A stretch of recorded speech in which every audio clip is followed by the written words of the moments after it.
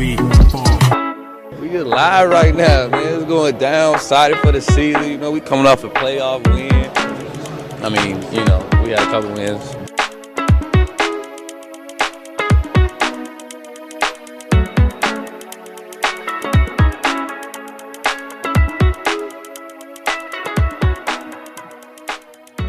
Hello and welcome to episode 187 of Deer Diaries, a Milwaukee Bucks podcast. I am Kyle Carr. I am begrudgingly here because I feel like it's our first podcast of the regular season. So we had to get the OG gang together. So I have with me Riley Feldman. Riley, how's it going? It's going really well, Kyle. I'm benefiting from something that you guys aren't, which is the fact that I got to avoid watching the Nets game because I was busy doing my first shift as a referee for the rec volleyball league that I'm part of. It went really well. I feel like I'm more in tune with is it Zach Zarba? Is that the name of the ref, or Scott Foster? Call me Riley Foster if you like. That's the calls I was making. Throwing the game one way or the other out of the blue. But no, I'm doing well. Excited to talk about this because I feel like we're going to hit a lot of early season milestones on this podcast. And yes, there's nobody else I'd rather be here with to do it than with you and Adam. So. Yep. And you heard Adam has joined us for the first time in months. Adam, how are you doing? How is life? I mean, life's pretty good. I have a newfound respect for Kyle Carr, for Mitchell Mauer as the parents of two children. Things are going pretty well. I mean, I only have one other point of comparison as a baby, and I would say my new son Arlo is doing pretty well. So we've been fortunate. All is well. All are healthy. We got over a rash of like 3 weeks straight of illnesses, and all is good now. So besides the Bucks, all is good. Yeah, those children are petri dishes of germs. That is the unfortunate part. It rocked our house last week, and I'm not looking for it. But you know who's what the Bucks are allergic to? Playing competent basketball. Yeah, everything started so great. Regular season, go to Philadelphia. Yes, they didn't have Joel Embiid and Paul George, but they went into Philadelphia and had a very straightforward, no nonsense 124-109 victory. Then Friday, home opener against the Chicago Bulls, and they lose 133-122. And just when it couldn't get more annoying, they played tonight or last night by the time this episode comes out against the Brooklyn Nets and lost 102-115. That final score is giving Milwaukee a lot more credit than it actually should. So 3 games, 2 losses, back-to-back losses now. And tonight they get to play the Boston Celtics, which... hooray. So, Riley, I'll start with you. What did you learn this past week? I learned that the ass whooping the Celtics are about to dish out on NBA TV. Thank God Adam Silver said, put it on the least accessible channel that we have, one of the early season marquee matchups, because it is going to be legendary. The pantsing the Bucks are going to undergo on the road to the Celtics. The thing I learned this week is that I was too much of a pessimist about Gary Trent Jr.'s defense. I thought in the Sixers game, he was really good against Maxey. He defends really aggressively. He moves his feet really well. He's bigger than I thought he was. So I think there's a lot of potential there. Home run out of the park in terms of the Malik Beasley replacement / upgrade. I actually thought in the Bulls game that it was stupid that Doc left Taurean Prince on Josh Giddey for so long. That I wrote down, we got to switch Trent onto Giddey here to try and break it up. Trent can go guard Levine instead. And then we didn't. And it's not that it alone sent the game in one direction or another, but small stuff like that. I was like, okay, Trent is good enough where if Prince cannot stop anybody on the perimeter, which you could not in that game, then you should have him out there. So that's good. The other thing I learned is everybody else still sucks real bad. So I'm really not sure if the defense is going a lot of places. I think there's potential. The aggression that they're showing, trying to hunt passing lanes, is impressive, but they're a little too incompetent at it right now. Damian Lillard remains a horrific on-ball and off-ball defender. You'll watch the game and it'll just be very obvious when Dame will half-ass it, and then his guy will just cut to the basket completely uncontested. Brook is on the perimeter trying to help somebody else out. There's no backside cover at all in the perimeter, or in the paint, I should say. And Dame just lets him go right past, which is, something that we'll probably get used to again throughout the season. Bobby's horrible. Prince is okay, but probably a little bit worse than I was hoping for. He's playing slightly out of position as a starter. We'll have to see. Chris, we'll see what he brings. Who else do we have? DeLon Wright has been okay. He's quick, but another guy seems he's quick, but he's thin. So I'll be just curious where they throw him on. And then you'll have that dual issue. It's like, okay, well, Wright is out there.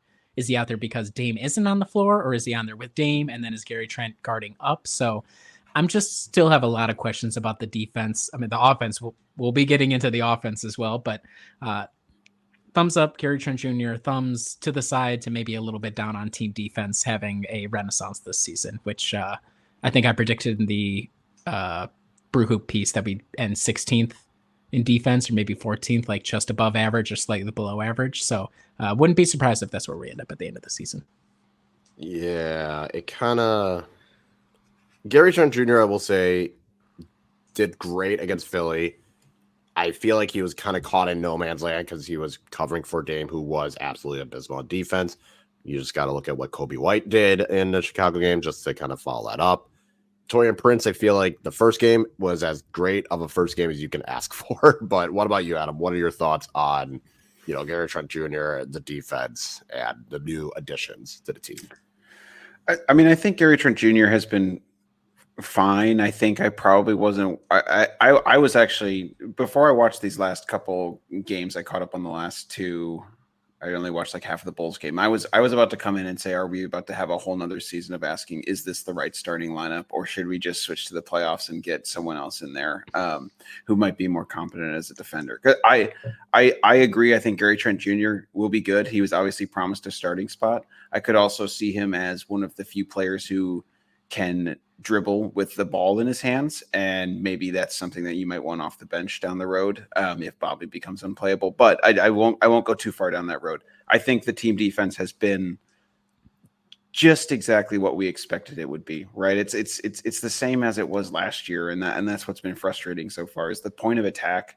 It's just so easy for these guards to get downhill, and it's been. I feel like the most frustrating part, right, is, and I think Dame's been playing pretty well offensively, but you watch him even just try to drive by, I think it was try to drive by Eric Gordon in that first Philly game. And I'm like, how he can't get by Eric Gordon, and like Kobe White is just like cooking everyone on the Bucks perimeter. Like what is going on here? So it doesn't help, right, that we got acclimated to it last year, but we had years of these guards. You both talked about it on the preview of coming, fighting over screens, getting rear view contests.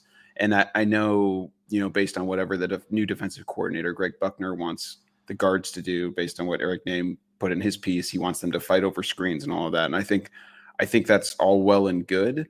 But I will be curious to see how that, comes across as the year goes on, because it does seem like, Kyle, they just don't have the horses to guard on the perimeter right now. And it's like last year, guards are cooking them, Yeah, I mean, Tyrese Maxey started the Sixers game pretty well. But again, that was because he was the only option. I think part of it was Doc made the decision of, okay, he's the only guy that can hurt us, so we're going to put Gary Trent Jr. on Tyrese Maxey. And it was, I would say, a relative success. I mean, Maxey took 31 shots, so it was not an efficient night for him. He took 31 shots. He had 25 points. He was a minus 13 or something like that. And I think the only other guard, Eric Gordon, but he was 1 of 6. So very much Philly did not look good, and you can understand why, but that is Philly, so you can't really take much into it. But with Chicago, it was kind of like, you would think on paper this is a worse team with no DeMar DeRozan. They're still, now it's like you're overly relying on Zach LaVine, but he surprisingly decided he will take a backseat. And I think that was the biggest surprise of all, just like Kobe White, do what he wanted, because a lot of those threes, he was wide open. A lot of the assists he was getting, it was just simple driving kicks. So I don't know what happened. And I mean, and then you had Zach LaVine and Josh Giddey, like everyone in Chicago was able to get good looks from three. That's why they went 21 of 47. So it was kind of one of those, That's not helping. And then Vucevic is able to space the floor efficiently enough. So then you're taking Brook away. So it's just a complete falling apart. And this is kind of one of those examples where should Milwaukee have just gone with a smaller, like Giannis at 5 and tell him, suck it up, we need you to step up? Maybe. But it wouldn't have mattered who was out there playing center unless you had a mobile enough big to cover it because of the lack of perimeter defense that was displayed. And I think that was another example of tonight. I mean, Brooklyn didn't necessarily shoot the ball super well, but it was just the little things where Cam Thomas was able to get enough dribble penetration to kind of go on and kick. Dennis Schroeder was able to get to the rim with relative ease. It was more of that happened over and over and over. And then it was just compounded by one of the players would be able to, it was just a lot of scrambling. And I think that was the biggest problem is Milwaukee just spent more time scrambling on the perimeter because one of them would be able to figure it out. One of the guards, whether Schroeder or Thomas or Kobe White. I don't know. It just seems like the same problems that we saw last year. It's just that Gary Trent Jr. is better than Malik Beasley, but it's not enough to cover up the issues. I think it was really glaring in the Bulls game. Excuse me. The lack of efforts, kind of hustle stuff, and very ironic we're how many years on from the Jason Kidd era, and yet energy and effort remains the calling card that this team is missing. A lot of closeouts. Giannis was guilty of it. It'd be like big Vooch. Okay, Giannis close out. Giannis doesn't even try at all. It's like, okay, if either Giannis doesn't care, which is bad, or he doesn't trust that he can close out hard and recover against a driving big Vooch. It's like, if that's the situation, that might even be worse somehow. So that would be worse. Yeah. So I was a little concerned about that. The guard, the scrambling, it's not even like it's scrambling and then it's half-ass scrambling. I mean, the rebounding, a slight improvement as a whole, but for the most part, it's just not, it's not inspiring a lot of confidence. And even in the Sixers game, like Adam, that moment where Eric Gordon blew past Dame, I had to put my phone down. I was so in shock that he didn't even try. So there's this weird confluence of guys aren't skilled enough. Guys don't try hard enough. And I don't know if they feel any pressure at all to like pick it up because who's coming for their spot? AJ Green, who will go out there and then Maxey will kill him. And then that's the end of the AJ Green minutes effectively. I just don't, there's no real pressure and we'll run into this problem recurrent throughout the season. It's 82 games. They're just getting healthy. We just want to get to the playoffs healthy, blah, blah, blah. These guys have been in the league for forever, which is fine, but makes it hard for us as people who have to speak weekly and try to speak even halfway intelligently to have to watch.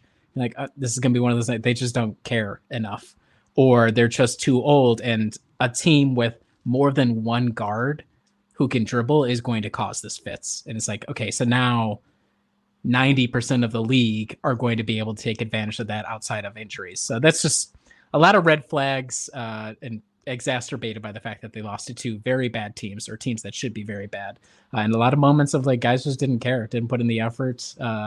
And that's concerning for game 3 of the fucking 82 game regular season. So, I mean, we kept talking about like, what do we want to see out of this team? And a lot of people are saying like, improved defense, blah, blah, blah, blah. And I said literally, and I think some people are saying, just give a shit. And we're only in game 3, and now we're questioning if they even give a shit. So great. Adam, what did you learn this past week? Okay, I'll try and do a little bit of a palate cleanser because it was. Then I should have gone because I'm not going. No, it'll be good. This will be the palate cleanser before you come this will keep people. Yeah, this will keep people listening. I was listening to both of your series preview just today before recording, and it was quite hilarious to listen to that like mere hours before the Nets game. And ask Kyle, just please let them not play with their food. Let them not have these embarrassing games against. I think you literally said like the Nets and the Bulls. These are teams you should be just absolutely pummeling. So really, it's a classic. Listen to Kyle now, believe him later on. Like he saw the disaster coming down the road and he tried to avert it, but we didn't listen to him. Nobody listened. I suppose. So I want to talk, I think, primarily about the Sixers game, right? So the Sixers were clearly, they were without Joel Embiid. They were without Paul George. We all know that. But I thought in that game, and a little bit in bits and pieces of the Bulls game, maybe more of the first half. And then honestly, not that much of this Nets game. I would say I saw this, but I thought in that first game there was more offensive action and motion than I had remembered from the Bucks in a really long time. Whether it was, setting back cuts away from the ball and having someone cutting, off ball screens and having someone cut to the basket, having someone. Just generally, I thought that their cuts along the baseline were better and they were more apt. I thought Pat Connaughton looked a lot better in that game, more like himself. I mean, there was a possession. I mean, I'm obviously high on the Pat agenda. It was tough for him to be minus 14 tonight, but I think every Bucks fan has to admit Pat Connaughton already looks better, even though he can't make a shot, than he did last year, I think. And regardless, so the thing, I mean, there's a possession in that game, and they highlighted it on the broadcast, right, where Giannis and Dame run a pick and roll.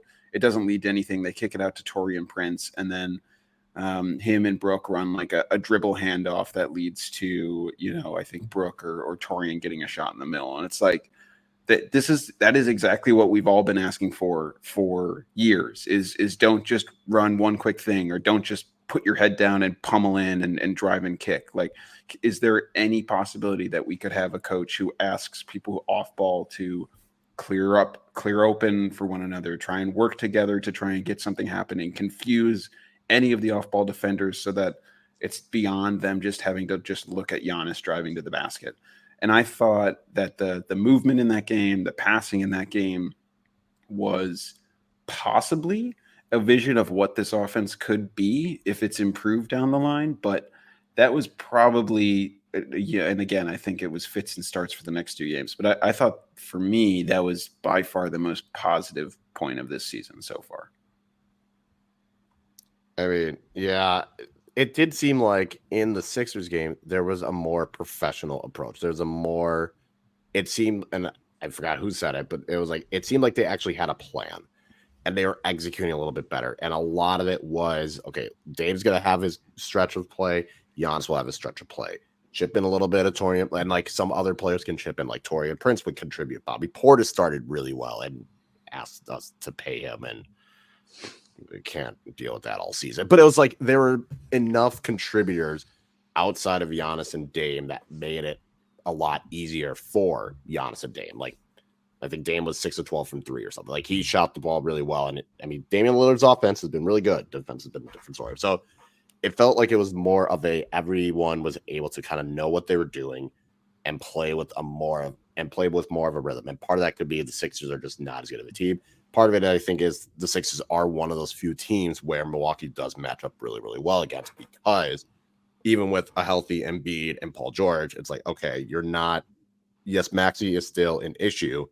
But in a situation like that, you could probably just put Gary Trent Jr. on Tyrese Maxey, and that way it opens up for everything else. While with the Nets and with the Bulls, like, their main players, their focus is going to be through those guards, which Milwaukee lacks. So it felt as though it was more of okay, we're going to do what we need to, and the threes are falling, which I think also helped.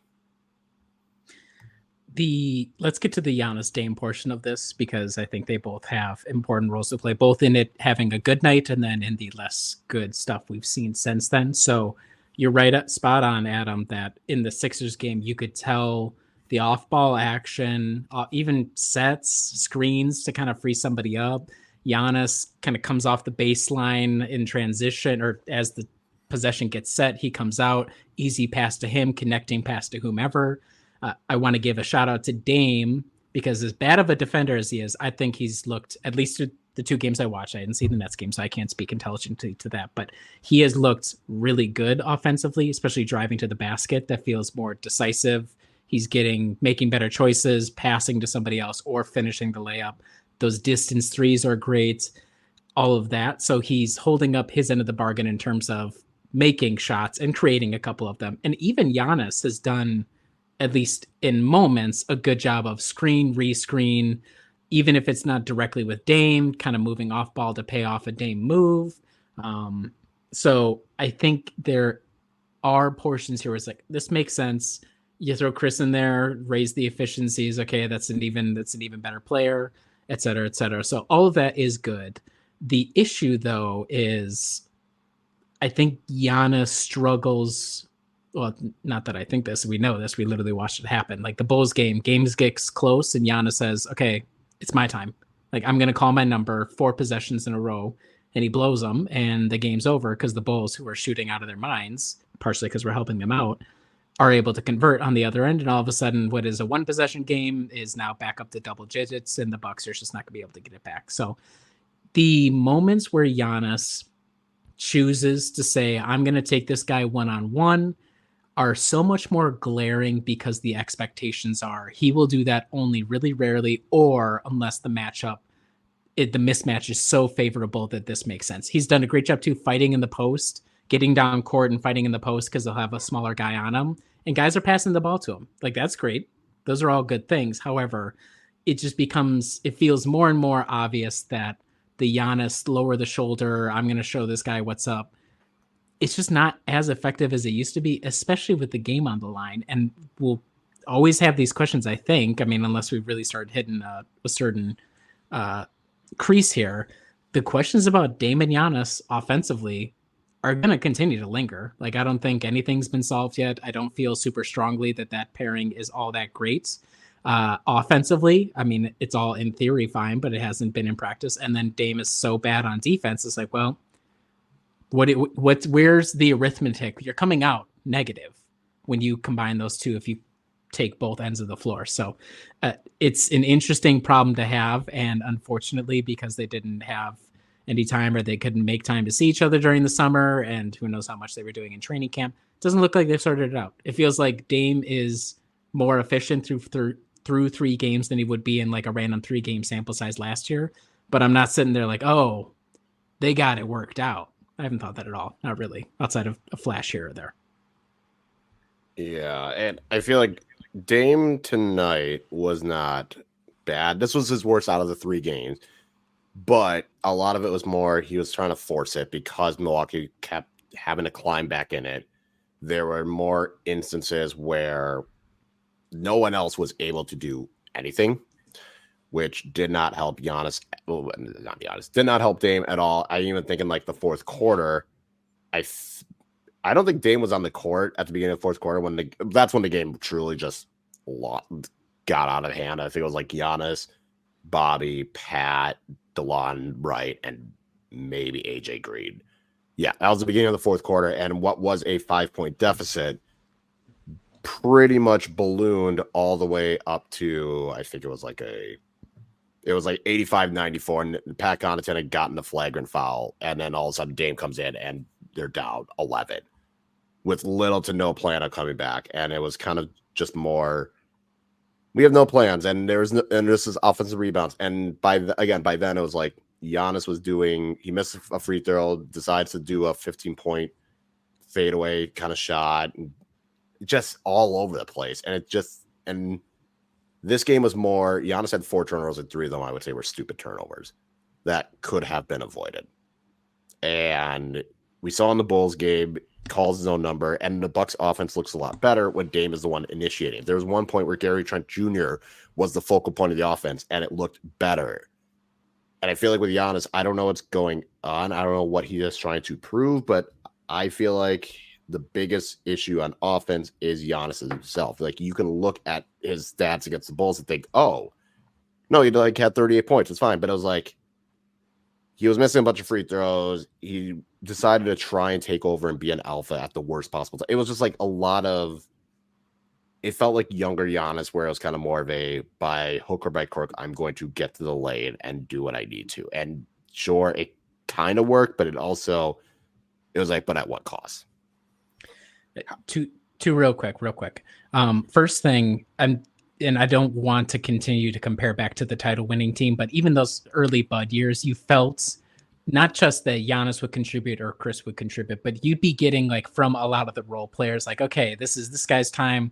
When the ball ends up in like Bobby or Brooks' hands. It's not even their fault they're taking the right shot, but I'd be like, it just feels everything feels really hard, and it's a surprise when you get points from guys who aren't Donis or Donis. Jeez, what is going on right now? I'm trying to figure out what their gossip married name is going to be when we're in like Us Weekly or whatever. Giannis or Dame, unless it's coming from them, it's like this is just really difficult offense. The other thing, we don't have to get into this right now.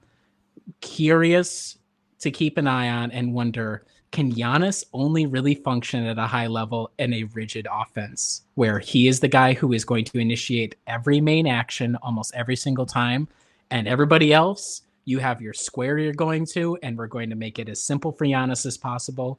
Is he having to think too much, process too much? It is just too much right now. Maybe more reps, it'll get better. But that's something I'm starting to wonder about. It's like, is it just asking too much of Giannis to keep adjusting, read, see what Dame is doing, go over to Dame. Okay, now you're away from Dame. All right, now it's your turn. And then he blows it or whatever. So that's just something I'm starting to wonder a little bit more seriously. Well, do either of you just part of it could be no one else can really do something right now. Chris is out. When Dame's gone, like when Dame's off the court, it makes it even harder. In Giannis's defense, and I would agree. I don't think he's been awesome so far. He also might still be trying to find himself after missing a bunch of last year, all of that kind of stuff. And then, because I thought by the end of last year he was playing as well as I had remembered him playing in a really long time. Like I thought he was making really smart decisions. I thought he was reading the court really well, all of that kind of stuff. And he's had boneheaded turnovers this year, but he's also only shot 1 3, which I think is something we can all appreciate and ask for. Maybe part of that is also that is why we're seeing more of the burrowing, right? We're seeing him just like lean into that, and that's the only thing we're seeing, which I'm fine seeing as much of that as possible if it means no threes. So that would be my only thing. Is I think I agree the Giannis Dame thing still continues to feel not quite right, but there was one side pick and roll that he ran against the Nets tonight that was like, okay, this is a stupid. Why the hell are you not running this action that literally is automatic buckets when you do it with Chris every single time with Giannis and Dame down the floor? So anyway, I think it still doesn't feel right. I agree. Giannis has not looked like himself, but I think I'm more than willing to give him the benefit of the doubt of 3 games into the season. I think there's still a lot there that he can figure out. And I like him not shooting threes. And there was a pick and roll that Giannis and Dame did on the right side of the court. I think it was in the third quarter. And it was a simple screen. Giannis rolled to the rim. Dame gave him a bounce pass. Easy 2 points. It was like, what? Okay, so you can do it. It's not as though you're incapable. You can do it. I don't know why it doesn't happen all the time. Why are you not spamming this? But doesn't it feel like the issue is they're getting him the ball in the middle of the court and he's like, I think he's freezing up. He like doesn't know how to react fast enough when there's like 5 defenders right there, which is so funny because I think he's just so used to having a running start. Like he's used to facing 5 defenders, but he's used to having a bit more momentum. So I think I feel like he's still struggling when it comes to that ball right in the middle. Because on that one you're talking about, Kyle, it was so simple. It's like, give it to Giannis. He has momentum. He knows exactly what to do. He's rolling right to the rim and he can get a finish. I mean, you're 100. Yeah, you're 100 when setting the screen and then rolling hard to the rim, which he's not doing. Agreed. You're 100% right, though, that Giannis, because you cannot afford to have any minutes where neither Giannis or Dame are on the floor. So it's like Giannis plus Bobby, who we can all hate watch, plus like, throw Torian Prince plus whomever else. And it's like, well, Giannis probably looks at it as like, well, I guess I'm just going to have to do it the hard way. So I do think there are portions of it, too, where he's kind of forcing it. Like, look, realistically, Dame can drive and score as much, and I can help set things up for him and other teammates. But one of our best opportunities still. And he can still be effective. Like he gets a guy on his hip and drive him to the basket. Okay, that's probably an automatic bucket for him. So it's not completely lost. You're probably right that he just needs more time to get used to it and kind of get back into the rhythm. But part of it is the fact that he says, I'm going to be the best way for us to score right now. That was a through line to last season too, where it was like, we don't even have a scheme. So I guess I'm just going to have to do it myself, which we did improve once we got Doc and then we actually put in a scheme, but we'll see how it keeps going. Yeah. All right. I'm going to go with what I learned. And I said this team was going to the finals. I was optimistic. I felt good about it. And there's a lot of haters out there, and there's a lot of people that are pessimistic that are like, I don't see how this team gets out of the first round. There's one place that said this team's a play-in team. And you know what? The haters and the pessimists are right now looking correct on their assessment of this team. This team, I mean, I've said you should be beating, like they beat the Sixers in a very simple way. And that was expected. One, because it's Philly, and two, it's a Philly team without Paul George and Joel Embiid. You should win that game. That should not be an issue. They won. It was a ho-hum. It was not that difficult. You are better than the Bulls. You are more talented than the Bulls. You should win that game. It is your first game at home. It's inexcusable the way they defended. That can't happen. You are better than the Nets. Again, you should win these games. And yet, all it's done is thrown more fuel to the fire of, maybe this team is too old. Maybe this team can't do it. And right now they're right, because this team does look old. This team does look unathletic. And I don't know if it's a giving a shit problem or the lack of athleticism, but it's not as though, like, it's not the new players. Like Gary Trent Jr., good. Torian Prince, fine. DeLon Wright, okay. We'll take it. Dame's look fine on the offensive end. So it's like it's your main rotational players. Bobby, Pat, Giannis, Brooke, who I need him to remember he is fucking 7 feet tall and big as hell, and get your ass on the block and stop chucking up these threes. Get your ass in the block and do work there. You know, I get that Chris isn't there, but I don't know. Watching these 3 games, and it's like, especially the last 2, it's like I don't know what to think of this team. It's not looking good. It's not encouraging. And now you're going to go to Boston, probably get the doors blown off. And it's not as though, like, you go to Memphis, where last year they got boat raced by a C squad Memphis team. They got Cleveland, who one time they got boat raced. Like, this is not going to get better.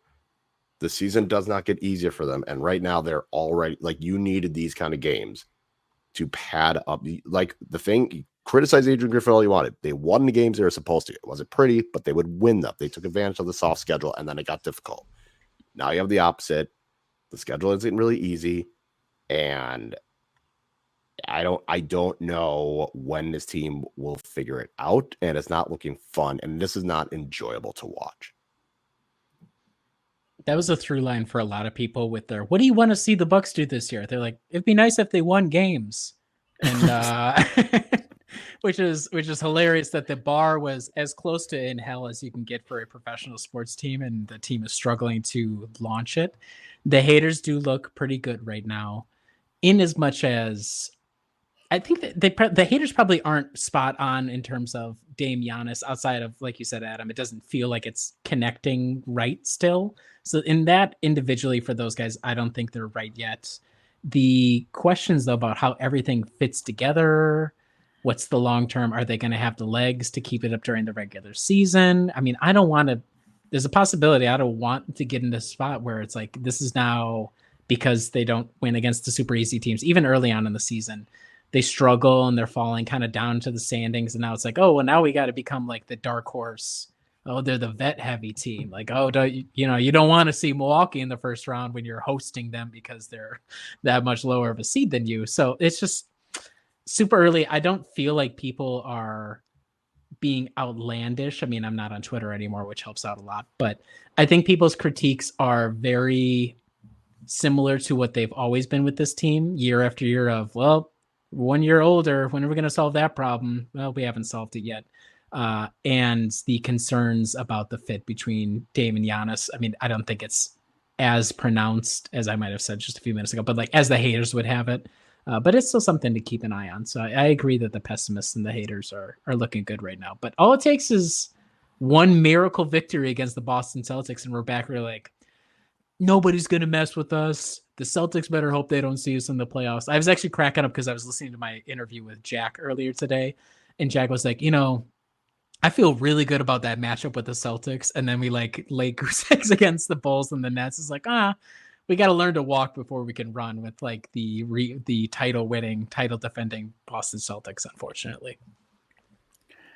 I don't I went into the season with only one goal, and that was I would like to see Giannis healthy in the playoffs. I don't really particularly care about anything else. I obviously will be interested in the regular season. I think this is a regular season that's, set up to not be crazy intriguing for all of us, right? I think it's year 2 of Dame Giannis, so that's even lost a little bit of that luster. Literally like no young player besides Kyle's favorite. We need to get Kyle like an AJ Green jersey or something before We he should. before We need he to. leaves the team. Yes. Yeah. Yep. We'll crowdfund that. Yeah, I was gonna say a Christmas gift would be fine. Birthday's in March if we need to get some more money saved up. Right, but we're not seeing any of those players anymore. I'm not going to do the thing where I'll just mention. Ajax came in the last like 3 minutes of this Nets game against their scrubs, and there was a different energy there, which is the usual Ajax energy we got. I'm not saying he's a panacea or even a solution at all, but we're not even getting kind of those tidbits early in the season because we do have new pieces that they need to acclimate. For me, I'm obviously interested. I love watching Giannis, and we'll see how this year goes on. For me, it's really just like the fundamental stuff that it's like, what the hell, Doc? Like, how do you not have this team defensive rebounding well enough again? Like, and I'm looking at their numbers now. They're 15th in defensive rebounding, which is fine. Honestly, it's better than I thought.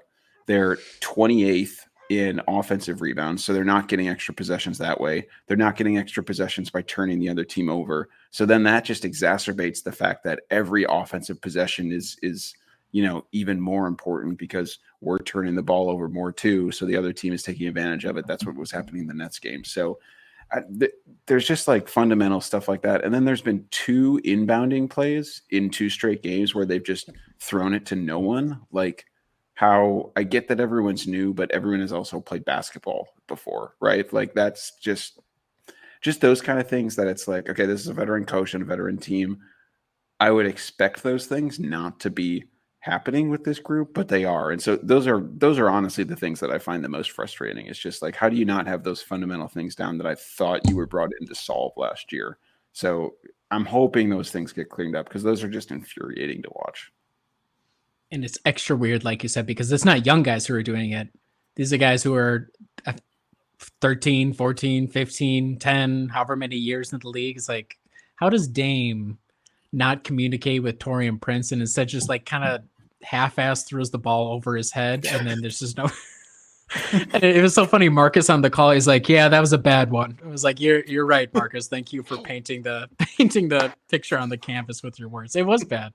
It's the stupid stuff. And after the Bulls game, Taurean Prince was like, oh, the defense improving starts with me. Like, I got to get better on the perimeter or whatever. It's like, dude, you're like 33, 34. Like, maybe you just what do you need to know to like get into gear? What do you not learn? It's just stuff like that. It's like either you're physically incapable of it or why are you making mistakes? You've been in the league for over a decade. What's going on here? So open questions across our entire very veteran heavy team because AJ Green, who did make his first 3 against the Bulls, shout out AJ Green, is the only young guy and still feels like he's a little too one-dimensional to be considered like a viable part of the rotation, at least in the short term. Yeah, it's not as though, you can't throw Andre Jackson Jr. out there. Like, that might help in spurts, and maybe that's just something Doc should try. It's just like, for the 4 or 5 minutes, let him go out there and bring in energy. And maybe that's the same thing. AJ Johnson, let him go out there, get the ball, run. There could be ways you can give him little 5-minute bursts of that to try and make it work. Tyler Smith looks great so far. All I'm saying is, in the Philly game and tonight, a lot went well when he was in the game. He's probably got the highest plus minus on the team. That's all I'm saying. But it is kind of hard because, like Riley said, like these are still professional. Like, why are we making such dumb passes? Like, you should be able to make a competent pass like this. You should be able to communicate if there's like what's going on. And transition defense has once again been bad. And it just goes back to either you don't care or you're too old. And if it's you don't care, that is annoying. That shouldn't be happening. If you're too old, that is annoying. But I guess there's not much you can really do. And that's on the coach. I want to ask you guys this real quick because we're kind of talking around it. Okay, it sucks, but there's some things to be happy about or to be encouraged by. Are you concerned, not concerned at all, or Chris Middleton? Which option do you want to pick of those three? Because that's the other thing. I was like, as I was driving home, I was like, well, how much of this does Chris fix? He fixes some of it. I think the offense won't be nearly as difficult to generate. Defensively, again, I mean, I've been talking down on Chris's defense for a while now, so maybe he'll come back and surprise me. I don't know. So is there any actual concern too early in the season to have too much concern, or Chris Middleton? What's your option there? No, I'm concerned because, again, these are two games that you should be winning, and you're not. And not only you're not winning, you just look like the significantly worse team while doing it. That is concerning to me.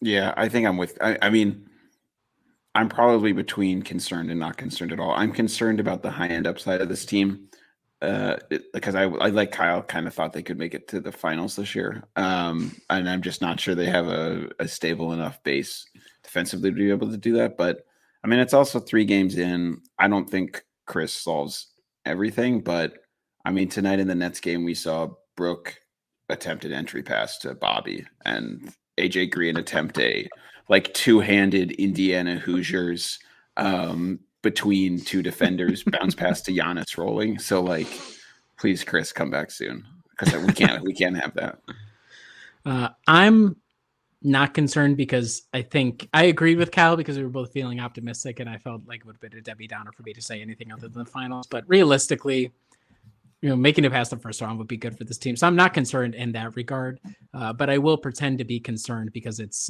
makes for better content, and then we can troll the believers who are listening in the audience right now. So I will say having Chris back probably would have helped against the Nets.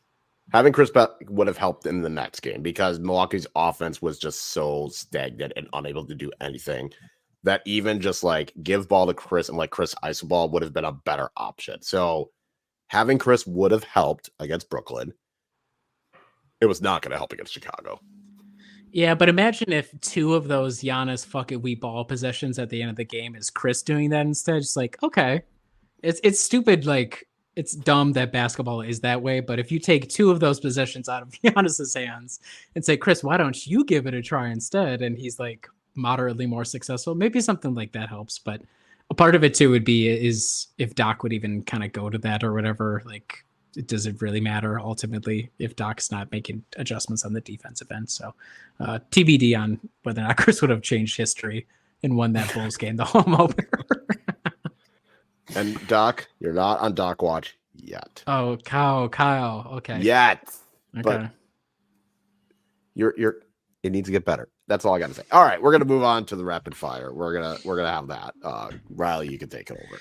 Okay. Well, I was gonna start with Doc Watch, but we'll scratch that one for the moment. We'll go back. So, first question here, in honor of my refereeing debut, and I should say, working the whistle, my jaw locked up so bad. Like I was just biting down those because I just didn't want to like go, boop, boop, boop, boop, boop, like something like that, like a complete idiot. So I'm talking through that pain right now. I hope everybody empathizes with me. Do you have an NBA referee that you groan when you see they're assigned to a Bucks game? Not really. Okay.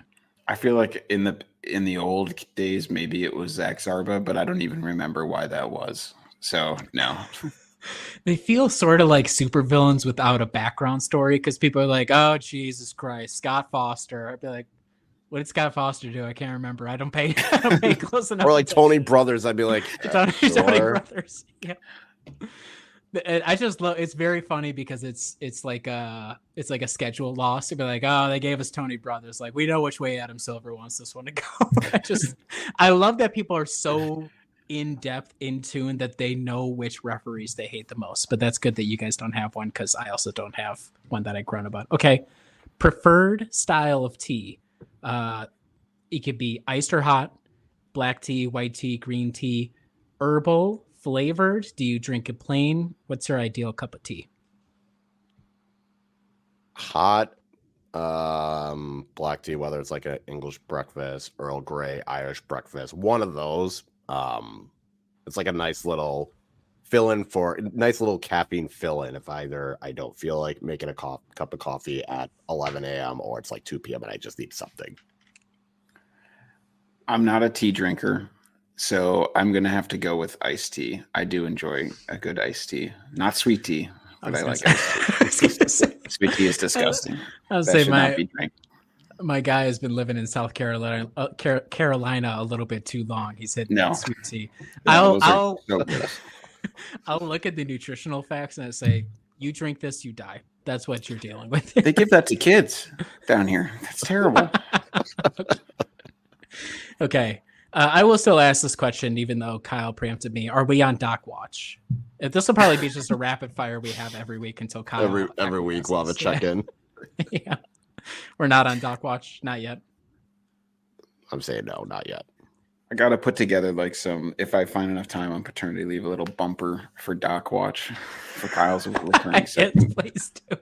I'll pull something together. I got to make one comment on Doc, and this is part of it is what the hell was going on with the defensive assignments against Chicago? If I, an idiot at home, are like, hey, we should probably switch this up a little bit, and then they just don't, I'm like, what was going on there? 2, does Doc look like his back is in serious pain? He kind of he looks like he's hobbling really stiffly on the sidelines, and it's not like, I mean, he's old, but it's not. I don't think he aged a decade over the summer. So I'm curious if Doc needs some back surgery because he's looking a little stiff out there. I don't know if anybody else has noticed that. That's my version of Doc Watch, I guess. Any thoughts on the fluidity of Doc on the sidelines? Anybody or not really? The last I want to do is look at him. So. Okay, great. Moving on from Doc Watch, do you guys wear a watch as part of your daily routine? I have an Apple Watch on. I have it on almost all the time. Keeps track of my sleep, which is still weird, still odd, but I also use it with like working out. So now that it's basically an extension of my phone, yeah, I have the Apple Watch. But in terms of like a regular watch, I feel like I would go in stretches if I would wear like a regular watch in the past. Not a watch guy. I don't think I've ever worn one, smartwatch or regular watch. So no for me. Before you had a smartphone, Adam, how did you tell the time? Were you able to just tell by like looking at the sun? Stand outside and see the sun. From growing up on the farm, we always knew when it was harvest time. That's in the blood, is what you're saying. Just look at a cow's back and whatever way the shadow's rolling. Okay, great. I wear a Garmin watch, and this thing is a cancer because if I don't wear it, I feel like it's not counting my steps. How am I supposed to know how I slept besides like waking up and being like, wow, I slept really bad or I slept really well? Like I need the watch to tell me what it is. So like I have a whole CPAP machine that can tell me as well. Like, hey, you snored a lot last night. You good? I don't need my watch to tell me that. Yeah, your watch is confirming like, oh, CPAP machine knows what it's talking about. So I like the fact that it helps me run, but it is a cancer. I wish I could switch it up every once in a while. All right, last question. Could the Philly game have gone any better for Adam? I'm setting the tone here in that beat the Sixers. People got to make loud laughing noises at them for Joel Embiid and Paul George already being injured. Brooke Lopez and Pat Connaughton have maybe the last great games of their careers. Could it have gone any better for Adam against the Sixers?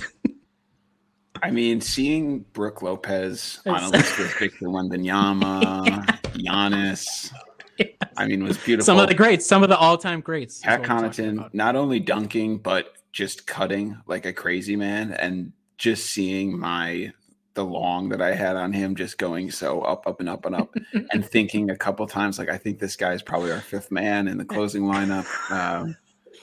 I think you're telling your wife, honey, we're going to be retiring early. My position not catching back on. It's going good. It was beautiful. My only regret is I haven't had the mental capacity to shit talk my Philly friends after the win. And I definitely can't send anything now. So I missed that opportunity. The window open, window closed immediately. Yeah. All right. What do you think? What do you think, Kyle? Could it have gone? Is there any portion of it, knowing Adam as well as you do, that could have gone better for Adam to have gotten even more enjoyment out of that game? if Joel Embiid and Paul George were playing and the Bucks still won in the way they did, because then there would be no excuses. Adam has me at such a point now where every time Brooke blocks, I think of Adam. Or every time Pat makes like a play, I think of Adam. I'm like, Adam's loving this right now. I do love it. You know, I have Brooks stats up. Players are shooting 30% against him at the rim. Dude is a fucking monster. I love Brook Lopez. You know, he had 6 blocks, right? Is that what it is against the Sixers? Yeah. Also, when was it Kyle who said he's the most important between Chris and Dame and Brooke? Yes, I think I was just like, I literally just stopped myself and saluted the air. I was so beautiful. You're driving, hands free off the wheel. You go. That's a beautiful thing. All right, that's it for rapid fire this week. All right, we'll let you carry on for the film review. Not film review, found pen review.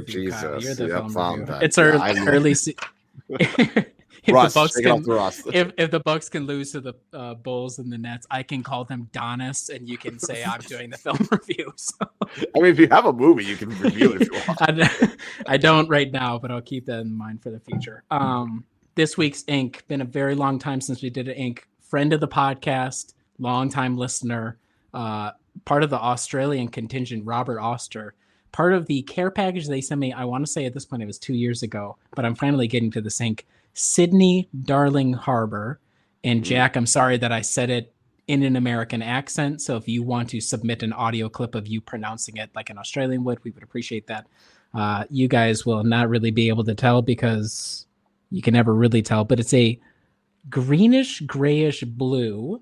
It looks like what you would think harbor water looks like in that it's blue, but there's still like discharge and debris from all the shipping that's coming through. So it's not like you want to jump in yourself. He's like, I don't go to Milwaukee Harbor and say, wow, I want to jump in that water. I wouldn't want to jump in Sydney Darling Harbor's water either. However, because I like the grays and the greens and the blues generally as an ink, these three combine looks great. And it writes way darker than you would think, because when I first started, I was like, oh, it's going to be hard to really tell.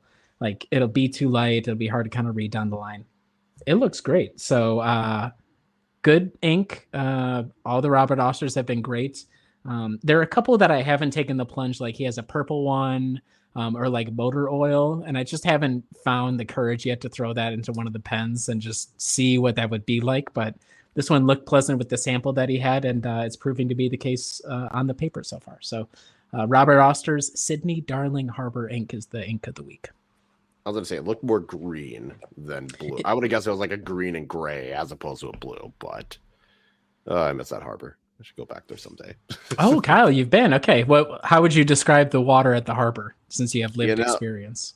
You know, I think it's true that you shouldn't jump in that water, but at one point there was like a soccer pitch in the middle of the water and people were playing. It was interesting. Oh, like those, it's like the floating, like the floating. Okay. Interesting. So I was like, well, if that's safe enough for that, then maybe it's safe enough to jump in. I don't know. I wouldn't do it, but I was the American. I figured that would have been a bad idea. So can't be making waves, but we are going to shift into the last section, our prediction. So Monday is at Boston. Then they go to Memphis and play them on Thursday, before returning home and playing the Cleveland Cavaliers on Saturday. So, Adam, what is your prediction for the week? 1-2, and I think that'd be a great week. I'm going to say, I'll say 1-2 as well. I think they'll beat the Grizzlies just because, what's his face? Zach Edey's out there, and I know he's a handful, but I think the first Edey Lopez matchup is crucial and will be must-watch television, but the Bucks will prevail. I'll say 1-2 as well. I almost said 0-3, but I was like, no, they can get one. And I feel like this is either going to be they beat the Celtics because the Celtics can't hit a shot to save their life, or this is going to be a game that they somehow, some way blow against the Grizzlies again and they beat Cleveland. I don't know. I feel like it's either going to be a very shocking win against the Celtics and then followed up with some clunkers, or get the doors blown off them the next two games and finally get it together at home. I don't know. You know what? I'm going on 3. Screw it. I can't do it. I was trying to talk myself into one of those. Like, no. So Talked your way out of it. Yep.